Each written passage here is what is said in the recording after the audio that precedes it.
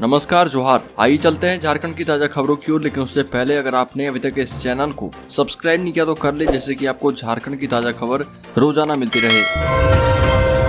पहली और बड़ी खबर, देश में 35% तक बढ़ा कोरोना केस। पिछले 24 घंटे में 3712 नए मामले सामने आए। देश में एक बार फिर कोरोना की रफ्तार बढ़ने लगी है। लंबे समय के बाद कोरोना के मामले 2000 से ऊपर रिकॉर्ड किए गए। पिछले 24 घंटे में 3712 मामले सामने आए। कांग्रेस अध्यक्ष सोनिया गांधी कोरोना से संक्रमित हो गई।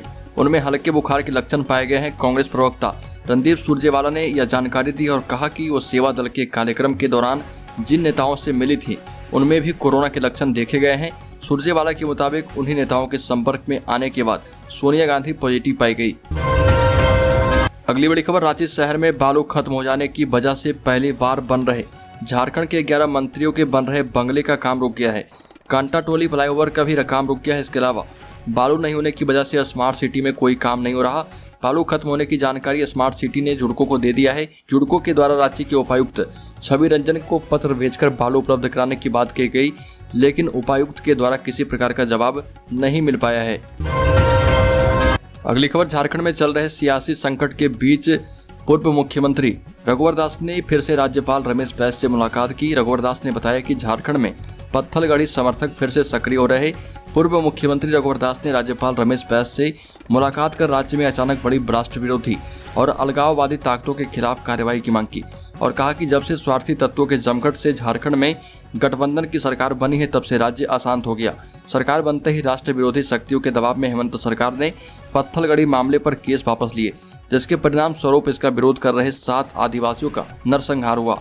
उस समय मुख्यमंत्री हेमंत सोरेन ने कहा था कि मरने वाले भी मेरे ही हैं और मारने वाले भी मेरे हैं, और इससे राष्ट्र विरोधी शक्तियों का मनोबल और भी बढ़ गया। अगली खबर, झारखंड के मुख्यमंत्री हेमंत सोरेन और उनके भाई बसंत सोरेन के करीबियों के सेल कंपनियों में निवेश करने के खिलाफ दाखिल याचिका की वैधता सभी पक्षों की ओर से बहस पूरी होने के बाद झारखंड हाईकोर्ट ने अपना फैसला सुरक्षित रख लिया है। Chief justice doctor Ravi Ranjan एवं जस्टिस एस एन प्रसाद की खंडपीठ ने 3 जून को फैसला सुनाने का वक्त दिया है। करीब 4 घंटे चली सुनवाई के दौरान राज्य सरकार, सीएम हेमंत सोरेन, ईडी और प्रार्थी शिवशंकर शर्मा की ओर से पक्ष रखा गया। इसके बाद अदालत ने फैसला सुरक्षित रख लिया है। अगली खबर, पंचायत चुनाव के परिणाम आने के बाद पलामू जिले के चैनपुर थाना क्षेत्र के बोकैया कला गाँव में रात में जमकर बवाल हुआ। विजय जुलूस के दौरान 2 गुट आमने सामने आ गए। इसमें एक 4 पहिया वाहन को आग के हवाले कर दिया गया। जमकर ईंट पत्थर भी चले, फायरिंग की गई। घटना की सूचना मिलने के बाद पुलिस की टीम मौके पर पहुंची। हालात को संभालने के लिए अधिकारी गांव में ही कैंप कर रहे।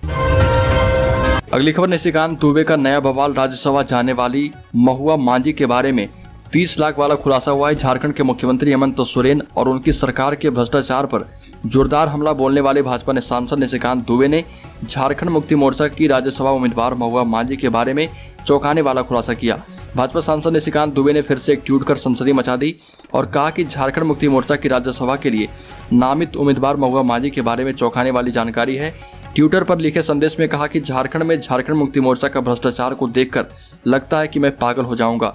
झारखंड माल मुद्रा पार्टी की नई होने वाली राज्यसभा सदस्य महुआ मांझी को किसी ऐसे माइनिंग कंपनी ने 30 लाख रुपए बिना किसी कागज के लोन दे दिया। भारत में झारखंड एक ऐसा राज्य है जहां पैसे पेड़ पर उगते हैं। निशिकांत दुबे ने सीधे झारखंड मुक्ति मोर्चा पर महुआ मांझी से 30 लाख रुपए लेने का आरोप लगाया। अगली खबर, झारखंड के पूर्व मुख्यमंत्री और भाजपा विधायक दल के नेता बाबूलाल मरांडी ने मुख्यमंत्री हेमंत सोरेन पर बड़ा हमला बोला है। ट्विटर पर बाबूलाल ने हेमंत को जांच एजेंसियों को समझा देने की धमकी देने, हाथ डालने की चुनौती देकर डराने का प्रयास करने के लिए गुस्सा जताया। भाजपा नेता ने ट्वीट में लिखा कि हेमंत सोरेन जी जांच एजेंसियों को समझा देने की धमकी दे रहे, ईडी को हाथ डालने की चुनौती देकर डराने का प्रयास भी किया जा रहा।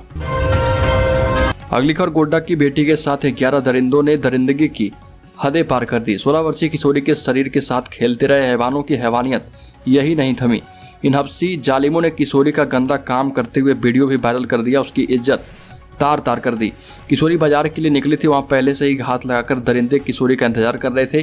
पहले बातों से छेड़ने लगे, गलत ढंग से स्पर्श कर छेड़छाड़ करना शुरू कर दिया। किशोरी ने इसका विरोध किया और बचकर निकलने का प्रयास करने लगी। तभी हैवान उसे खींचकर बाजार से सटे सुनसान जगह पर ले गए और बारी बारी से रेप की और फिर बाद में उसे छोड़ दिया। पुलिस ने 7 आरोपियों को गिरफ्तार कर न्यायिक हिरासत में भेजा है। अन्य 4 की तलाश अभी जारी है। ऐसे संथाल परगना में इस तरह की पहली घटना नहीं है। इसके पूर्व में इस तरह की घटनाओं को दरिंदे अंजाम देते आए हैं। गोड्डा की साध्वी से लेकर आदिवासी युवतियों से गंदा काम होते आया है। अगली खबर, झारखंड मुक्ति मोर्चा कांग्रेस गठबंधन सरकार में समन्वय के लिए बनी सहमति। आपको बता दें कि झारखंड मुक्ति मोर्चा कांग्रेस राजद सरकार में तालमेल को बनाए रखने के लिए समन्वय समिति बनाई गई है। शिबू सोरेन इसके अध्यक्ष होंगे। झारखंड कांग्रेस के प्रभारी अविनाश पांडे ने मुख्यमंत्री हेमंत सोरेन के साथ बैठक की, जहां पर इसकी सहमति बन गई है। आपको बता दें कि बैठक में समन्वय समिति बनाने पर सहमति बनी है। बैठक की कार्यवाही प्रदेश कांग्रेस के प्रभारी अविनाश पांडे को भी दी गई। श्री पांडे ने सीएम आवास के बाहर मीडिया से बात करते हुए कहा कि सीएम के साथ गठबंधन सरकार के समन्वय समिति को फाइनल किया गया है। 9 सदस्यीय कमेटियों की आने वाले समय में बोर्ड निगम राजनीतिक नियुक्तियों पर समिति फैसला लेगी। अगली खबर, पारा शिक्षकों से प्रमाण पत्रों की जांच के नाम पर दोबारा मांगी जा रही राशि। पारा शिक्षकों के प्रमाण पत्रों की जांच के लिए एक बार राशि देने के बाद भी दोबारा मांगी जा रही, जबकि शिक्षा विभाग ने स्पष्ट कहा है कि जिन पारा शिक्षकों से पूर्व में राशि ली गई है उनसे दोबारा सर्टिफिकेट जांच के नाम पर नहीं ली जाए। इसके बाद वे शिक्षकों से जांच के नाम पर दोबारा रुपए की मांग करना कहां तक उचित है। जिला अध्यक्ष मोहम्मद शकील ने कहा कि सर्टिफिकेट जांच के नाम पर बार बार पैसा मांगा जाना पारा शिक्षकों के हित में नहीं है और ये भी कहा कि इससे पहले भी विभाग के द्वारा सर्टिफिकेट जांच के नाम पर पारा शिक्षकों से राशि ली गई है। राशि लेने के बाद भी अगर सर्टिफिकेट की जांच का काम पूरा नहीं किया गया तो उसमें पारा शिक्षकों की क्या गलती है। अगली खबर, झारखंड में हेमंत सोरेन सरकार करने जा रही है प्राथमिक शिक्षकों की बहाली। 52,000 अभ्यर्थियों को दिया जाएगा मौका। मुख्यमंत्री हेमंत सोरेन के नेतृत्व वाली झारखंड सरकार आने वाले दिनों में बड़े पैमाने पर प्राथमिक शिक्षकों की नियुक्ति करने जा रही है। इसमें शिक्षक पात्रता परीक्षा पास कर चुके 52,000 युवाओं को मौका मिलेगा। आपको मालूम हो कि झारखंड के प्राथमिक और माध्यमिक स्कूलों में इस समय शिक्षकों के कुल 26,000 पद रिक्त चल रहे। शिक्षक नहीं होने के कारण गरीब बच्चों की पढ़ाई बुरी तरह से प्रभावित है। हेमंत सोरेन सरकार की प्राथमिकता है कि इन स्कूलों में किसी सूरत में इस वर्ष शिक्षकों की तैनाती कर दी जाए। खुद शिक्षा मंत्री जगन्नाथ महतो भी इस बहाली को लेकर काफी गंभीर नजर आ रहे। अगली खबर, जोबा मांझी ने घोषणा की है कि जुलाई महीने के अंत तक पोषण सखियों के सारे बकाये मानदेय का भुगतान कर दिया जाएगा और ये भी कहा कि भारत सरकार से पोषण सखियों का मानदेय मिलता था, 2017 से इसे बंद किया गया है। कहा कि भारत सरकार ने झारखंड के मात्र 6 जिलों का चयन इस कार्य के लिए किया था, लेकिन हमारी सरकार का मानना है कि पूरे राज्य में पोषण सखी को नियुक्त किया जाएगा, क्योंकि जिस समस्या के समाधान के लिए पोषण सखियों को रखा गया था वह समस्या सिर्फ 6 जिलों की नहीं बल्कि सभी जिलों की है। झारखंड में कुपोषण की समस्या सभी जिले में है। विपक्ष के लोग बराबर यह कहते हैं कि मोदी जी की योजना को बंद कर दिया गया है, लेकिन मोदी जी जब पैसे ही नहीं देते तो राज्य सरकार कहां से पोषण सखियों को पेमेंट कर पाएगी। लेकिन तब पर भी राज्य सरकार अब जल्द से जल्द जुलाई माह के अंत तक सभी का मानदेय भुगतान कर देगी। अगली खबर, झारखंड पश्चिम बंगाल की सीमा पर तेंदुओं के आतंक से झारखंड के लोग परेशान हैं। बीते 10 दिनों के अंदर जारीडीह प्रखंड के बंगाल सीमा से सटे भस्मी, योकीडीह और पुराना पानी गांव में लगातार तेंदुआ ग्रामीणों के जानवरों को अपना शिकार बना रहा। आपको बता दें कि झारखंड के बोकारो में बंगाल से सटे जारीडीह के जंगल में तेंदुए का आतंक कम होने का नाम नहीं ले रहा। दरअसल झारखंड पश्चिम बंगाल की सीमा पर तेंदुए के आतंक से लोग परेशान हैं। बीते 10 दिनों के अंदर ये सभी घटनाएं हुई है और लगातार तेंदुआ ग्रामीणों के जानवरों को अपना निशाना बना रहे। लगातार हो रहे तेंदुए के हमले से तीनों गांव के लोग डरे सहमे में हैं। बताया जाता है कि पहले यहां के ग्रामीण हाथियों के उत्पात से परेशान थे, तो हाल के दिनों में तेंदुओं ने इस कदर आतंक मचाया है कि ग्रामीण गांव में घूमने से भी डरने लगे हैं। अगली खबर, झारखंड की राजधानी रांची से एक सनसनीखेज घटना की खबर है। एक बलात्कार पीड़ित लड़की ने आत्महत्या करने के मकसद से जहर खा लिया। लड़की को समय से रिम्स में भर्ती कराया गया, जिससे उसकी जान बची हुई है।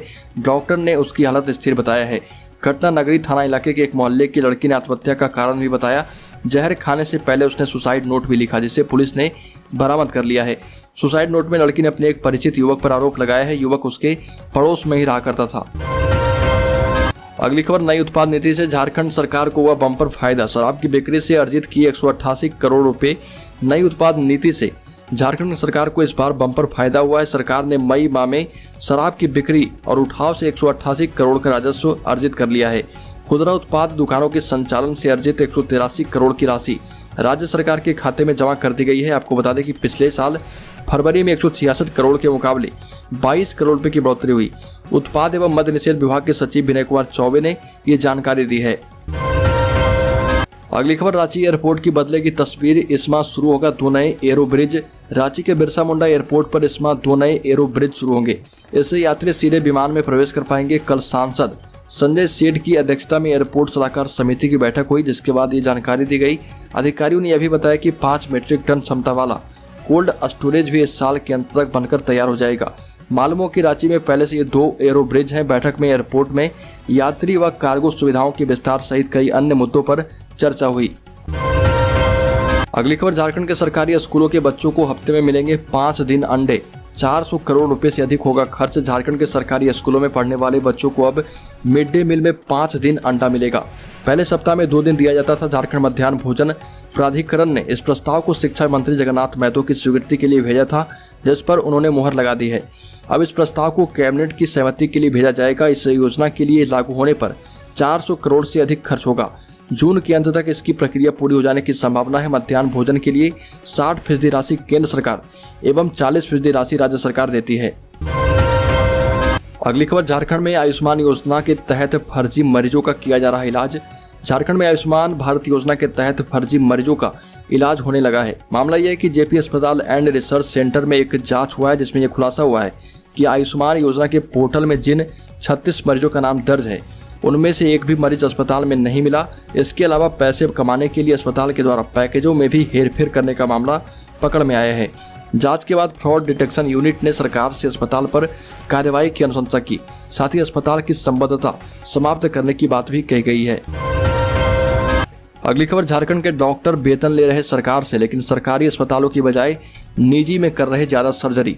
झारखंड के सरकारी अस्पताल के डॉक्टर वेतन तो सरकार से लेते हैं, लेकिन उनके पास सर्जरी करने सरकारी अस्पतालों में वक्त नहीं है। वो निजी अस्पतालों में सरकारी से ज़्यादा सर्जरी करते हैं। ये हम नहीं कर रहे, ये आयुष्मान के तहत की गई सर्जरी आंकड़े इसकी गवाही दे रहे। आंकड़ों की माने तो डॉक्टर अपने यहाँ मुश्किल से 3 से 50 ऑपरेशन ही करते हैं, लेकिन निजी अस्पताल में वही डॉक्टर 2500 से लेकर 4399 ऑपरेशन कर देते हैं। अगली खबर, मोदी सरकार के 8 साल पर कांग्रेस ने साधा निशाना। महंगाई एवं सरना धर्म कोड पर कही बात। लोहरदगा जिला प्रभारी कालीचरण मुंडा ने कांग्रेस भवन में प्रेस को संबोधित करते हुए कहा कि केंद्र की नरेंद्र मोदी सरकार 8 वर्षों का सफर पूरा करने के बाद 9वें वर्ष में कदम रखेगी। इस दौरान अपनी उपलब्धियों का बखान भी किया जाएगा, पर एक सजग राजनीतिक विपक्ष होने के दायित्व के साथ कांग्रेस पार्टी केंद्र सरकार को आईना दिखाएगी। और कहा कि आज 8 वर्षों के बाद पूरा देश नफरत एवं डर के वातावरण में जीने को मजबूर है। सरना धर्म कोड का प्रस्ताव केंद्र को भेजा गया था, लेकिन आज तक इसका समाधान केंद्र सरकार नहीं कर पाई।